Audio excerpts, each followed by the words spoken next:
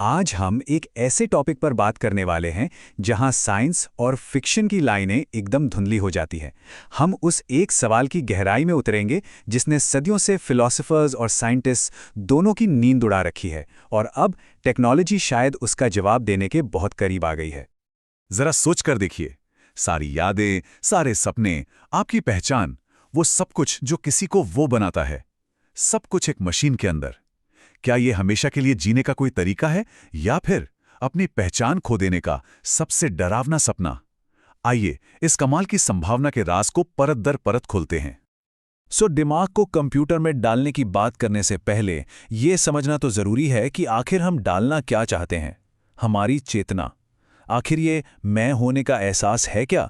वो अंदर की आवाज जो सोचती है, महसूस करती है, सपने देखती है, वो असल में है क्या? ये साइंस की सबसे बड़ी पहेलियों में से एक है। अगर सीधे साधे शब्दों में कहें तो चेतना का मतलब है अपने होने का, अपनी फीलिंग्स का और अपने आसपास की दुनिया का एहसास होना, मतलब अवेयर होना। पर सबसे हैरान करने वाली बात पता है क्या है? साइंस ने इतनी तरक्की कर ली, पर आज तक कोई पक्के तौर पर नहीं जानता कि ये काम कैसे करती है। ये वाकई में विज्ञान के सबसे बड़े अनसुलझे रहस्यों में से एक है। इसे एक बहुत बड़े ऑर्केस्ट्रा की तरह समझ सकते हैं। हमारे दिमाग में अरबों न्यूरॉन्स हैं, बिल्कुल ऑर्केस्ट्रा के म्यूजिशियंस की तरह। अब देखिए, अकेला एक वायलिन या एक ड्रम कुछ खास नहीं कर सकता है ना, लेकिन जब वो सब एक साथ एक सुर में बजते हैं ना, तब बनती है एक कमाल की धुन। बस वही धुन है हमारी चेतना, वही आपका संगीत है। अब आते हैं उस टेक्नोलॉजी पर जो इस सपने को शायद हकीकत बना सकती है, क्वांटम कंप्यूटर। और ये कोई नॉर्मल कंप्यूटर नहीं है, ये भविष्य की वो सुपर पावरफुल मशीन है जो उन पहेलियों को भी सुलझा सकती है जिनके बारे में आज के सुपर कंप्यूटर्स सोच भी नहीं सकते। तो भाई, इसमें ऐसा क्या खास है? देखिए, जो हमारा आपका फोन या लैपटॉप है वो चलता है बिट्स पर, मतलब या तो 0 या 1, सिंपल।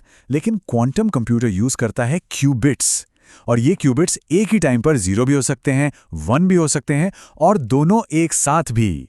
इसका मतलब ये हुआ कि जहां एक नॉर्मल कंप्यूटर एक टाइम पे एक काम करता है, वहीं एक क्वांटम कंप्यूटर एक साथ हजारों लाखों काम कर सकता है। Mind blowing, right? इसकी पावर का अंदाजा लगाना ऑलमोस्ट इम्पॉसिबल है।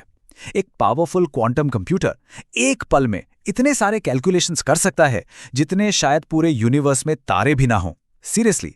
और इसी अनबिलीवेबल पावर की वजह से साइंटिस्ट्स को लगता है कि शायद, बस शायद, ये मशीन इंसानी दिमाग की कॉम्प्लेक्सिटी को संभाल सकती है। तो ठीक है, मान लिया, पर ये अपलोड होगा कैसे? देखिए, ये प्योरली हाइपोथेटिकल है, पर इसके 4 मेन स्टेप्स हो सकते हैं।